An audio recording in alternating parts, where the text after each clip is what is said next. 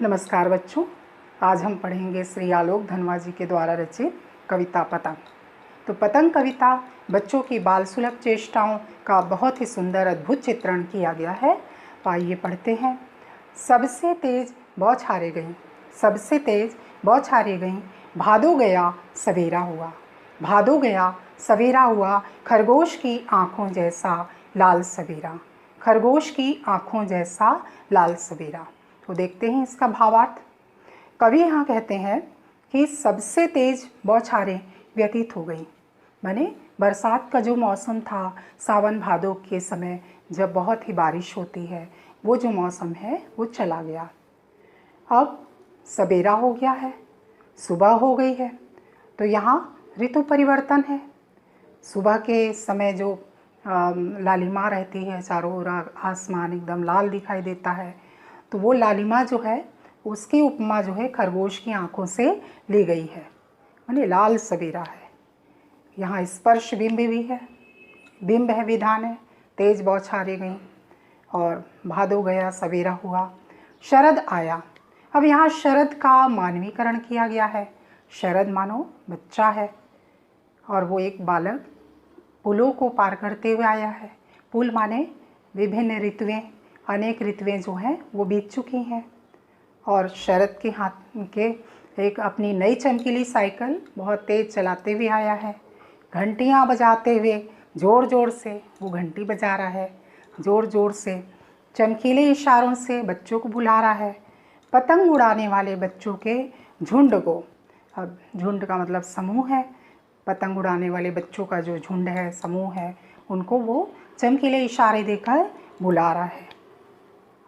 आकाश को इतना मुलायम बनाते हुए कि पतंग ऊपर उड़ सके। तो बच्चों यहाँ पर शरद आया माने बालक के रूप में उसका चित्रांकन हुआ है। ऋतु परिवर्तन हो चुका है, शरद ऋतु आ गई है और सुबह के समय जो चमकीली किरणें जो है आसमान में, सूरज जैसे जैसे ऊपर जाता है तो उसकी चमक धरती तक आती है। तो मानो शरद जो है एक बालक है, वो अपने चमकीले इशारों से बच्चों को बुला रहा है कि चलो तुम्हारे पतंग उड़ाने का समय हो गया है। तो आकाश को इतना मुलायम बनाते हुए, माने जो उस समय शीत ऋतु में आकाश जो है उसमें, आकाश में इतनी सूरज की किरणों में इतनी नरमी होती है, माने लोग अपने अपने घरों के सामने आकर धूप सेकने के लिए बैठ जाते हैं कि पतंग ऊपर उड़ सके, उठ सके, दुनिया की सबसे हल्की और रंगीन चीज़ उड़ सके।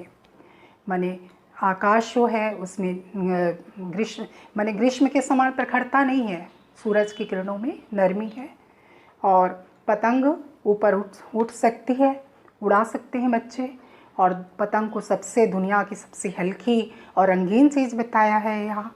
दुनिया की इसका सबसे पतला कागज़ उड़ सके।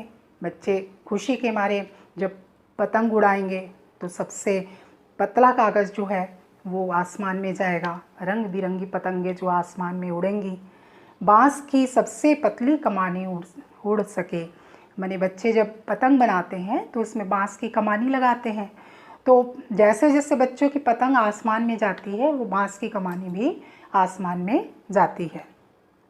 कि शुरू हो सके सीटियों, किलकारियों और तितलियों की नाजुक दुनिया। जैसे जैसे पतंग ऊपर की ओर जाती है तो बच्चे खुशी के मारे, बच्चों के शरीर में खुशी की लहर दौड़ती है, सीटियाँ बजाते हैं, किलकारियाँ भरते हैं और उनकी जो दुनिया है तितलियों के समान है, नाजुक दुनिया है। और जो आसमान में विभिन्न रंग की, रंग बिरंगी पतंगे जो उड़ने लगी हैं वो भी तितलियों के समान दिखाई दे रही हैं। जन्म से ही वे अपने साथ लाते हैं कपास। तो बहुत ही अच्छी उपमा है कि बच्चों का जब जन्म होता है तो कितने सुकोमल दिखाई देते हैं, कितने कोमल होते हैं, रुई के समान उनका शरीर एकदम अंग प्रत्यंग सुकोमल होता है। और पृथ्वी घूमती हुई आती है उनके बेचैन पैरों के पास, ऐसा लगता है उनके पैरों में रुई बंधी हो। पृथ्वी बच्चे जब दौड़ते हैं तो उनको अपने शरीर की सुध नहीं होती, तो उनके गतिशील पैरों के पास में पृथ्वी घूमती हुई आती है।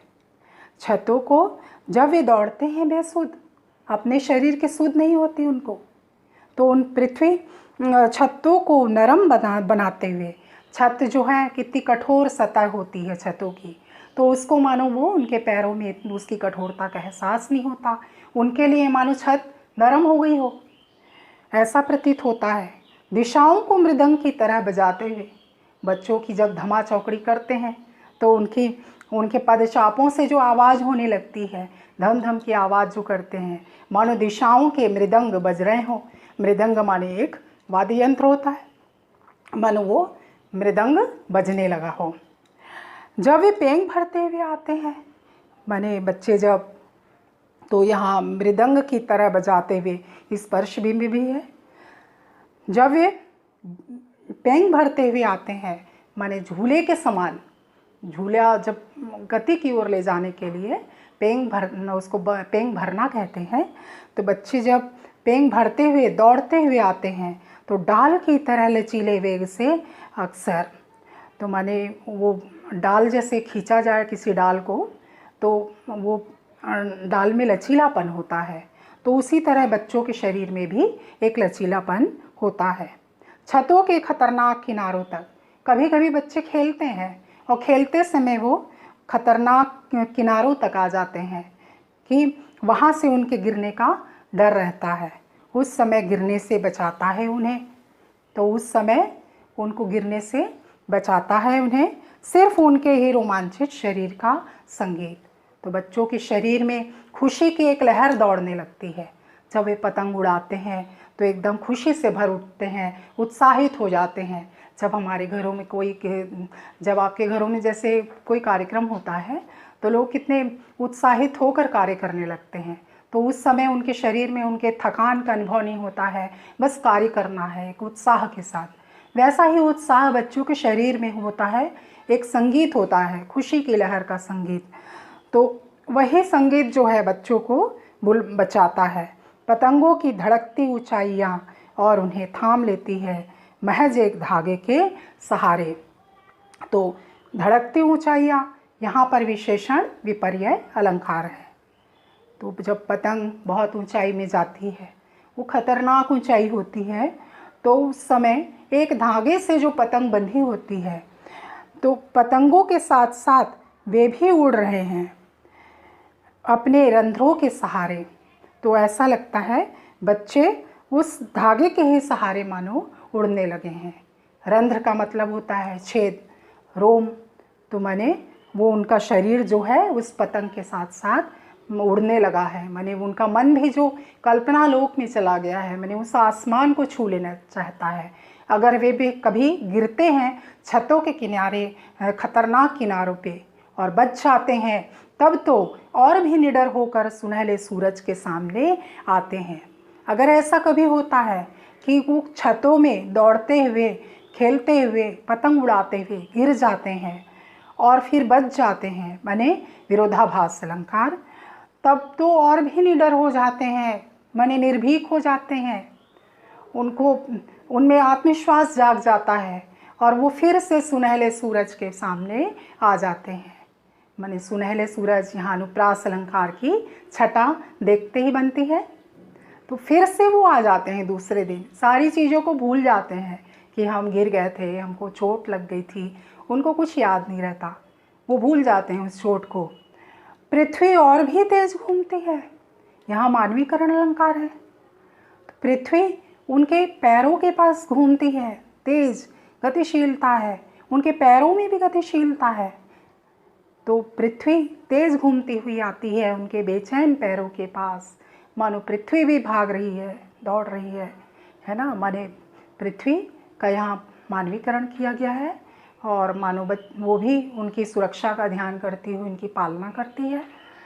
तो बहुत ही अच्छी, कैसी लगी ये कविता, और देखते हैं इसके शिल्प सौंदर्य पे।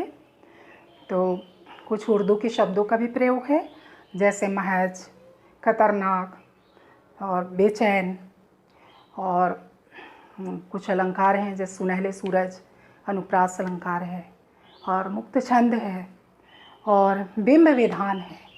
जगह जगह प्रारंभ से ही जब आप देखेंगे तो बिंब विधान है इसमें, और बिंब विधान के ही कारण ये कविता बहुत ही सुंदर दिखाई दे रही है।